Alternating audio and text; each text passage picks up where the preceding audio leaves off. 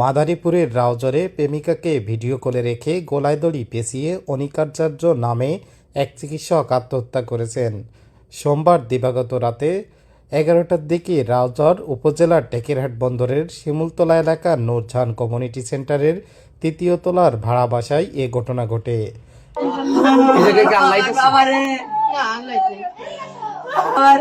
কিসের জন্য দিয়ে দিলি রে বাবা? দিয়ে দেওয়ার পরও তো রইল না, তুই নিয়ে গেল রে। ও ঠাকুর, ও যেন রানী হয়, ওর জন্য পুতশক পরে আমার না করলে সেই মেয়ের বিচার হবে কিভাবে? এই সামনে আরো তো বোন আছে, একটা ফোন দাও তো, দাও আসো।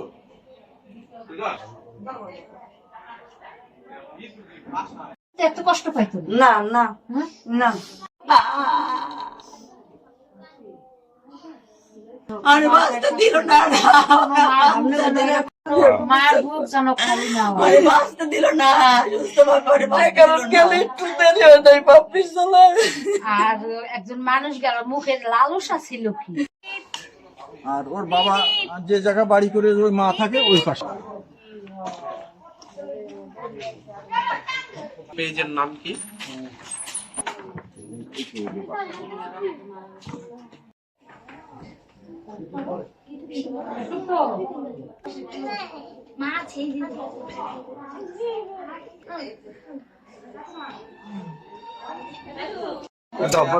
অবশ্যই এটা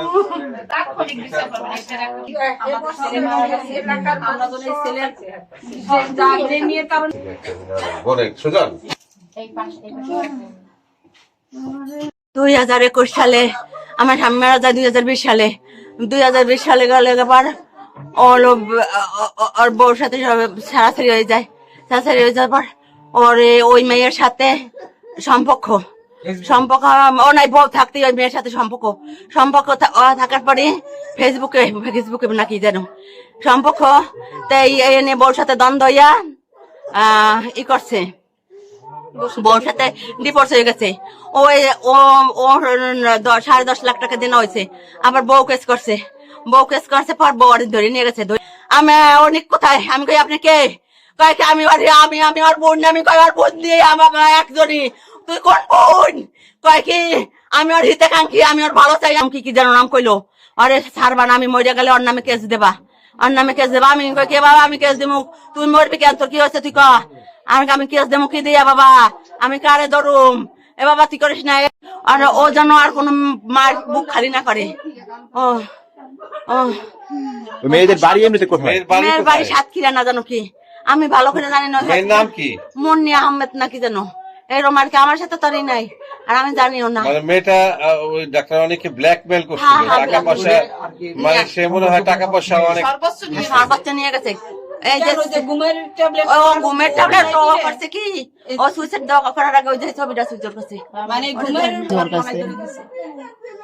এখন আপনারা এটা কি বিচার দাবি করেন না?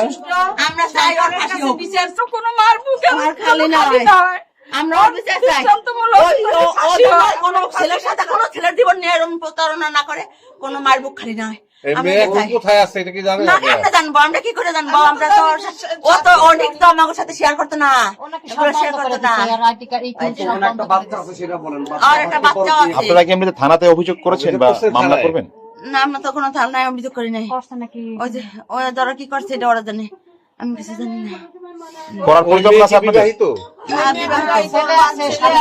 ওর স্বামী আছে, ঢাকায়। আমার বাপের সাথে আবার সম্পর্ক, মানে ছিল। ও আসলে খুব খারাপ ছিল। বাপি ছিল আমার দেবর, ওরে অনেক ব্ল্যাকমেল করে ওর কাছে অনেক টাকা পয়সা নিচ্ছে, অনেক দিন যাবত নিতেছে।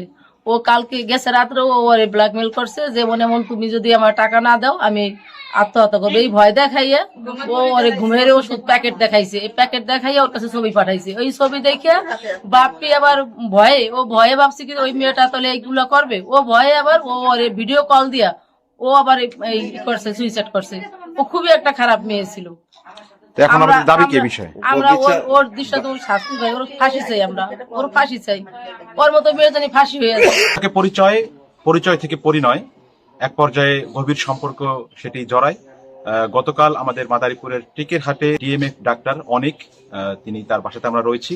সেই পরিচয়ের ধারাবাহিকতায় একটি ছবি মুন্নি আক্তার, তার বাড়ি সম্ভবত সাতক্ষীরাতে, তার পরিবার এমনটি জানিয়েছে এবং ভিডিও কলের মাধ্যমে এই দুজনের সাথে কথা হয়েছিল। একটা পর্যায়ে ডাক্তার অনিক তিনি ভিডিও কল মুন্নি আক্তারের সাথে, মুন্নি আহমেদের সাথে রেখেই তিনি আত্মহত্যার মতো ঘটনা ঘটিয়েছে।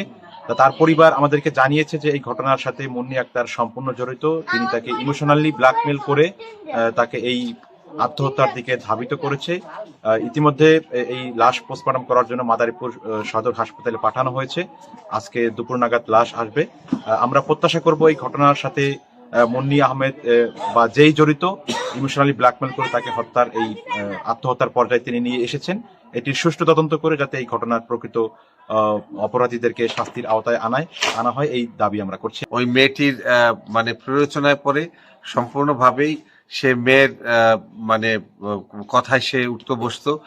সবাই পরিবারের এটি ধারণা করছে যে এই আত্মহত্যার পিছনে এই মেয়ের হাত রয়েছে।